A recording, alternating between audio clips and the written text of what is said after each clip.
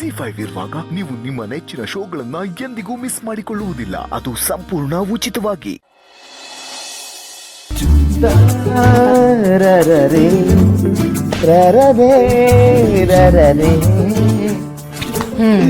ಏನ್ ವಿಷಯ ಇಷ್ಟೊಂದು ಜೋಶಲ್ಲಿದ್ಯಾ? ದಿಲ್ ಖುಷಿಯಾಗಿ ಫುಲ್ ಖುಷಿ ಆಗ್ಬಿಟ್ಟಿದ್ದೀನಿ ಚಿನ್ನ. ಅದೇ ಏನ್ ವಿಷಯ ಅಂತ. ಚಿನ್ನ, ಭಾರತ ಈಗ ಫೋನ್ ಮಾಡಿ ಒಂದು ವಿಷಯ ಹೇಳ್ದ, ಅದು ಕೇಳ್ತಿದ್ದಂಗೆ ಖುಷಿ ಆಗೋಯ್ತು ಕಣೆ. ಆ ವಿಷಯ ನೀನ್ ಕೇಳಿದ್ರೆ ನಿನಗೂ ಖುಷಿ ಆಗುತ್ತೆ. ಹೌದಾ? ಏನಪ್ಪಾ ಅಂತ ಆ ವಿಷಯ? ಅದೇ ಗೆಳೆಯ ಅದಕ್ಕೆ ಇಬ್ರು ಜಗಳ ಮಾಡ್ಕೊಂಡಿದ್ರಲ್ಲ, ಅದಕ್ಕೆ ಮುನ್ಸ್ಕೊಂಡು ತವ್ರ ಮನೆಗೆ ಹೋಗ್ಬಿಟ್ಟಿದ್ರಲ್ಲ, ಅವ್ರಿಗೆ ಸಮಾಧಾನ ಮಾಡಿ ಕರ್ಕೊಂಡ್ ಬರಕ್ಕೆ ಪಾರ್ಥ ಗೆಳೆಯ ಇಬ್ರು ಅಲ್ಲಿಗೆ ಹೋಗಿದ್ರಂತೆ. ಸಂಧಾನ ಸಕ್ಸಸ್ಫುಲ್, ಬ್ಯಾಕ್ ಟು ಪೆವಿಲಿಯನ್ ಅಂತ ಅದಕ್ಕೆ ಮನೆಗೆ ಬಂದಿದ್ದಾರೆ. ಹೌದಾ? ಅಂತೂ ಅವ್ರ ಕೋಳಿ ಜಗಳಕ್ಕೆ ಒಂದು ಫುಲ್ ಸ್ಟಾಪ್ ಬಿತ್ತು ಅನ್ನು. ಅಯ್ಯ ಚಿನ್ನ, ಕೋಳಿ ಜಗಳನೂ ಇಲ್ಲ, ಯಾವ ಜಗಳನೂ ಇಲ್ಲ. ಜೀವನ ಮಹಿಮನ್ನ ಒಂದು ಮಾಡಬೇಕು, ಅವ್ರಿಗೆ ಬುದ್ಧಿ ಕಲಿಸ್ಬೇಕು ಅಂತ ಇವರಿಬ್ರು ಆಡಿದ್ದು ಡ್ರಾಮಾ ಇದು. ಹೌದಾ? ಚಿನ್ನ, ಅಲ್ಲ ಇವರಿಬ್ರು ಬೇರೆ ಬೇರೆ ಆಗ್ಬಿಟ್ರಲ್ಲ ಅಂತ ಫಸ್ಟ್ ನಾನು ಭಯ ಬಿದ್ದುಬಿಟ್ಟಿದ್ದೆ. ಆದ್ರೂ ಇಬ್ರು ತುಂಬಾ ಇಷ್ಟಪಡ್ತಾ ಇದ್ದಾರೆ, ಯಾವುದೇ ಕಾರಣಕ್ಕೂ ಬೇರೆ ಆಗಲ್ಲ ಅನ್ನೋ ನಂಬಿಕೆ ಇತ್ತು. ಕೊನೆಗೂ ಬೈದ ಮುಂದೆ ನಂಬಿಕೆ ಗೆಲ್ತು ನೋಡು. ಆದ್ರೂ ಇವರಿಬ್ರು ನಿಜವಾಗ್ಲೂ ಗಲಾಟೆ ಮಾಡ್ಕೊಂಡು ದೂರ ಆಗ್ಬಿಟ್ಟಿದ್ರು. ಏನೇ ಗತಿ, ಎಷ್ಟು ಜನ ಕಪಲ್ಸ್ಗೆ ರೋಲ್ ಮಾಡ್ಲಿ ಇವರು. ಯಪ್ಪಪ್ಪ, ನೆನ್ಸ್ಕೊಂಡ್ರೆ ಗಾಬರಿ ಆಗ್ಬಿಡುತ್ತೆ. ಸದ್ಯ ಏನು ಡ್ಯಾಮೇಜ್ ಆಗ್ದಂಗೆ ಎಲ್ಲ ಸರಿ ಹೋಯ್ತಲ್ಲ, ಅಷ್ಟು ಸಾಕು. ಏನು ಹೇಳು, ನಮ್ಮ ಪಾರ್ಥ ಗ್ರೇಟ್ ಕಣೆ. ಪಾರ್ಥನ? ಯಾಕೆ? ಯಾಕೆ ಅಂದ್ರೆ ಈ ಸಂಧಾನ ಅನ್ನೋ ಸರ್ಕಸ್ ಅಲ್ಲಿ ಅವನ ಪಾತ್ರ ತುಂಬಾ ಇದೆ. ನನ್ನ ಜಾಗ ತುಂಬಿರೋದೇ ಅವನು. ಇವರಿಬ್ರು ನಿಜವಾಗ್ಲೂ ಜಗಳ ಮಾಡ್ಕೊಂಡಿದ್ದಾರೆ, ನಿಜವಾಗ್ಲೂ ದೂರ ಆಗಿದ್ದಾರೆ ಅಂತ ಅನ್ಕೊಂಡು ಸಂಧಾನ ಮಾಡಕ್ ಕರ್ಕೊಂಡೋಗಿದ್ದೆ ಅವನು. ನಾನು ಫಾರಿನಲ್ಲಿ ಓದಿದ್ದಾನೆ, ಹುಡುಗಾಟಿಗೆ ಲೋಕಜ್ಞಾನ ಇಲ್ಲ ಅಂತ ಅನ್ಕೊಂಡಿದ್ದೆ. ಇಲ್ಲಪ್ಪ, ಅವನಿಗೆ ಸಂಸಾರ ಸಂಬಂಧ ಇದ್ರ ಕಲ್ಪನೆ ತುಂಬಾ ಚೆನ್ನಾಗಿದೆ.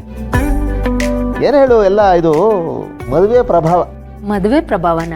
ಹೂಚಿನ, ಮದುವೆ ಒಂಥರ ಬೋಧಿ ವೃಕ್ಷ ಇದ್ದಂಗೆ. ಅದು ಲೈಫ್ ಇಷ್ಟೇ ಕಣೋ ಅಂತ ಜ್ಞಾನೋದಯ ಮಾಡಿಸುತ್ತೆ. ಹಾಗೆ ನೋಡಕ್ ಹೋದ್ರೆ ಹೆಂಡತಿ ದೀಕ್ಷೆ ಕೊಡೋ ಗುರು ಇದ್ದಾಗೆ. ಅಪ್ಪ ರಾಜ, ಇಷ್ಟು ವರ್ಷ ನೀನ್ ಏನಾದ್ ಕಲ್ತಿದ್ಯೋ ಅದೆಲ್ಲ ವೇಸ್ಟ್ ಅಪ್ಪ. ಇನ್ ಮುಂದಕ್ಕೆ ಕಲ್ಸವಳೆ ನಾವು ಅಂತ ಹೇಳದೆ ಅವಳು ತಾನೆ. ಇದು ಸ್ವಲ್ಪ ಜಾಸ್ತಿ ಆಯ್ತು. ಸುತ್ತಿ ಬಳಸಿ ನನ್ ಬುಡಕ್ಕೆ ಬರ್ತಿದ್ಯಾ ಅಲ್ವಾ? ಇಲ್ಲಮ್ಮ, ಇದು ಸೃಷ್ಟಿಯ ನಿಯಮ. ಆಗುವುದು ಹೆಣ್ಣಿಂದ, ಅಳಿಯುವುದು ಹೆಣ್ಣಿಂದ. ನೋಡು, ಈ ಗಂಡಸರು ಒಂಥರ ಗಾಡಿ ಇದ್ದಂಗೆ. ಬೆಳಗ್ಗೆಲ್ಲ ಊರು ತುಂಬಾ ಸುತ್ತಾಡಿದ್ರು ಕೊನೆಗೆ ಅದು ಡಿಪೋ ಬಂದು ನಿಲ್ಬೇಕು. ಹಾಗೆ ನಾವು ಬೆಳಗ್ಗೆ ಸಂಜೆವರೆಗೂ ಎಲ್ಲೇ ಓಡಾಡಿದ್ರು ಕೊನೆಗೆ ಬರ್ಬೇಕಾಗಿರೋದೇ ನಿಮ್ಮ ಹತ್ರ. ಓಪನ್ ದಿ ಡೋರ್ ಅಂತ. ಹೊಡೆದಾಟಕ್ಕೂ ನೀವೇ, ತುಂಟಾಟಕ್ಕೂ ನೀವೇ, ಎಲ್ಲದಕ್ಕೂ ನೀವೇ. ಬರೀ ಇದೇ ಆಯ್ತು. ವೇಸ್ಟ್ ಬಾಡಿ ನೀನು. ನಾನು ವೇಸ್ಟ್ ಬಾಡಿನ? ಏನೇ ಹೇಳ್ತಾ ಇದೀಯಾ? ಒಂದೇ ಒಂದು ವರ್ಷ ಗ್ಯಾಪು, 2 ಮಕ್ಕಳು ಕೊಟ್ಟಿದ್ದೀನಮ್ಮ. ಸುಮ್ಮನೆ ಇರ್ತೀಯಾ? ಮಾತೆತ್ತಿದ್ರೆ ಸಾಕು, ಅದೊಂದು ಎಕ್ಸಾಂಪಲ್ ಕೊಟ್ಬಿಡ್ತೀಯ. ಬೇರೆ ಸಿಗದೇ ಇಲ್ಲ ನಿಂಗೆ. ಆ ಡುಮ್ಮನ್ ನೋಡ್ ಕಲ್ತ್ಕೊ. ಎಷ್ಟು ಚೆನ್ನಾಗಿ ಹೆಂಡತಿ ನೋಡ್ಕೋತಾನೆ. ಹೆಂಡತಿ ಕೋಪ ಮಾಡ್ಕೊಂಡ್ರೆ ಎಷ್ಟು ಚೆನ್ನಾಗಿ ಕ್ರಿಯೇಟಿವ್ ಆಗಿ ಸಮಾಧಾನ ಮಾಡ್ತಾನೆ. ನಿನ್ಗಂತ ಐಡಿಯಾಗಳೇ ಬರಲ್ಲ ಅಲ್ವಾ? ವೇಸ್ಟ್ ನೀನು, ವೇಸ್ಟ್.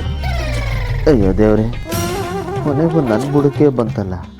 ಮಾತಿಗೆ ಮಾತ್ರ ಚಿನ್ನ ಚಿನ್ನ ಅಂತೀಯ, ಆದ್ರೆ ಪ್ರೀತಿ ಮಾತ್ರ ನನ್ನ ಮೇಲೆ ಒಂಚೂರು ಇಲ್ಲ. ನಾನು ನಿನ್ ಪಾಲ್ಗೆ ಟೇಕನ್ ಫಾರ್ ಗ್ರಾಂಟೆಡ್ ಆಗ್ಬಿಟ್ಟಿದ್ದೀನಿ ಅಷ್ಟೇ. ಚಿನ್ನ, ಯಾಕೆ ಹಿಂಗ್ ಮಾತಾಡ್ತಾ ಇದ್ಯಾ? ನಾನು ನಿನ್ಗೆ ಎಷ್ಟು ಚೆನ್ನಾಗಿ ನೋಡ್ಕೋತೀನಿ. ನೋಡ್ಕೋತೀಯ ನಿನ್ನ ಚೆನ್ನಾಗಿ ನೋಡ್ಕೋತೀಯ ಅಷ್ಟೇ. ಬರೀ ಬಾಯ್ ಮಾತಲ್ಲೇ ಬೆಣ್ಣೆ ಹಚ್ಚಕ್ ಬರ್ಬೇಡ. ಗೊತ್ತಿಲ್ವಾ ನಿನ್ ಬಗ್ಗೆ? ಚಿನ್ನ, ಅಯ್ಯೋ, ದಿಲ್ ಖುಷಿಯಾಗಿ ಬಂದೆ, ದಿಲ್ ಠುಸ್ಸಾಗೋಯ್ತಲ್ಲಪ್ಪ. ಇವಳಿಗೆ ಸಮಾಧಾನ ಮಾಡಕ್ಕೆ ರಾತ್ರಿ ಎಲ್ಲ ಸರ್ಕಸ್ ಮಾಡ್ಬೇಕು.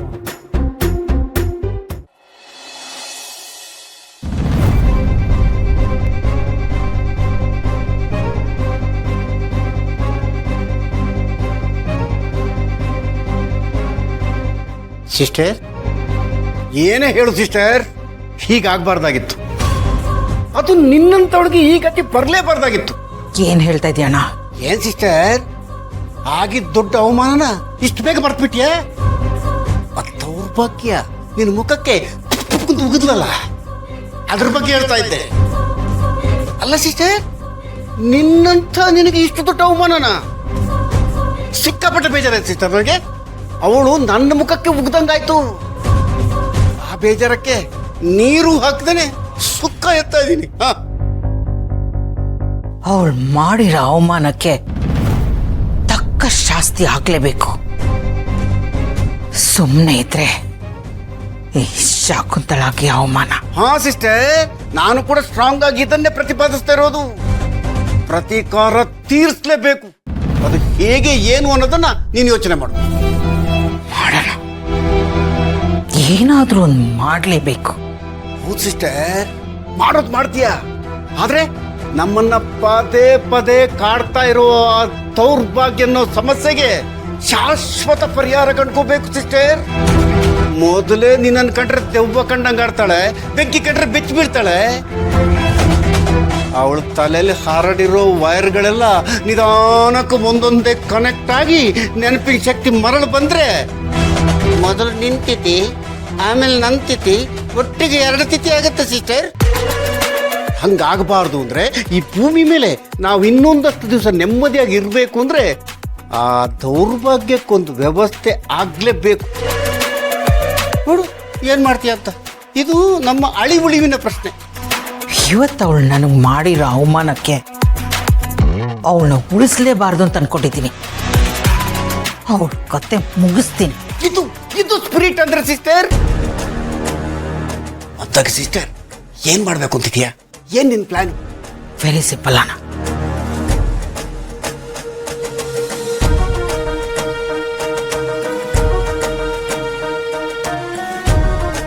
ಏನ್ ಸಿಸ್ಟರ್ ನಿನ್ ಪ್ಲಾನು?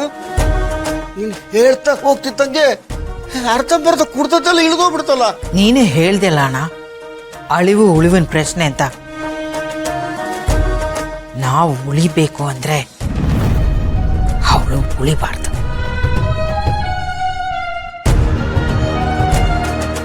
ಹೇಗೂ ಹೆಣದ ಥರ ಬದುಕ್ತಿದ್ದಾಳೆ. ಅವಳು ಹೆಣ ಬಿದ್ರೆ 4 ದಿನ ಗೌತಮ್ ಮತ್ತು ಅವಳ ಮಗಳು ಕಣ್ಣೀರು ಹಾಕ್ತಾರೆ. ಆಮೇಲೆ ಅವಳು ಇದ್ಲು ಅನ್ನೋದೇ ಮರ್ತೋಗತ್ತೆ. ಹೌದು ಸಿಸ್ಟರ್, ಎಲ್ಲೋ ಇದ್ಲು ಇಲ್ಲಿ ಬಂದ್ಲು ಹೋದ್ಲು ಅನ್ಸುತ್ತೆ. ಈ ಬ್ಯಾಟ್ಸ್ಮನ್ ಸೆಟ್ಲ್ ಆಗೋಕ್ಕಿಂತ ಮುಂಚೆ ಕ್ಲೀನ್ ಬೌಲ್ಡ್ ಆಗ್ತಾರಲ್ಲ ಆ ಥರ. ಆದ್ರೆ ಸಿಸ್ಟರ್, ನೀನು ಅಂದ್ಕೊಂಡಿರೋ ಪ್ಲಾನ್ ಸ್ವಲ್ಪ ರಿಸ್ಕ್ ಅಂತ ಅನ್ಸಲ್ವಾ ನಿಂಗೆ? ನಾನು ಯಾಕೆ ಹೇಳ್ತಾ ಇದ್ದೀನಿ ಅಂದ್ರೆ, ನಾವು ಮಾಡಬಾರ್ದನ್ನೆಲ್ಲ ಮಾಡಿ ಇವತ್ತು ಈ ಜಾಗದಲ್ಲಿ ಬಂದು ಕೂತಿದ್ದೀವಿ, ಇದನ್ನು ದಕ್ಕಿಸ್ಕೊಂಡಿದ್ದೀವಿ. ನೆಮ್ಮದಿಯಾಗಿರೋ ಸಮಯದಲ್ಲಿ ಹಳೆ ಫೈಲ್ಗಳೆಲ್ಲ ಒಂದೊಂದೇ ಓಪನ್ ಆಗಿ ಆಗಿ ಆಗಿ ಪರಪ್ಪನ ಅಗ್ರಹಾರದಲ್ಲಿ ಸೊಳ್ಳೆ ಹೊಡೆಯೋಂಗಾಗಬಾರ್ದಲ್ಲ. ಅದಕ್ಕೆ ಹೇಳಿದೆ ಅಷ್ಟೇ. ಸ್ವಲ್ಪ ಹೆಚ್ಚು ಕಡಿಮೆ ಆದ್ರೆ ನಮ್ಮ ಶವಪೆಟ್ಟಿಗೆಗೆ ನಾವೇ ಮೊಳೆ ಹೊಡ್ಕೊಂಡಂಗಾಗತ್ತೆ ಸಿಸ್ಟರ್. ಸೆಲ್ಫ್ ಗೋಲ್. ಅದು ಸಾಲದು ಅಂತ ಈ ಮನೆಗೆ ಸ್ಟ್ರಿಕ್ಟ್ ಆಫೀಸರ್ ಆಗಿ ಬುರ್ನಾಸ್ ಭೂಮಿಕಾ ಬೇರೆ ಎಂಟ್ರಿ ಕೊಟ್ಬಿಟ್ಟಿದ್ದಾಳೆ. ZEE5 ಆಪ್ ಡೌನ್ಲೋಡ್ ಮಾಡಿ ಎಲ್ಲಾ ಸಂಚಿಕೆಗಳನ್ನು ಸಂಪೂರ್ಣ ಉಚಿತವಾಗಿ ನೋಡಿ.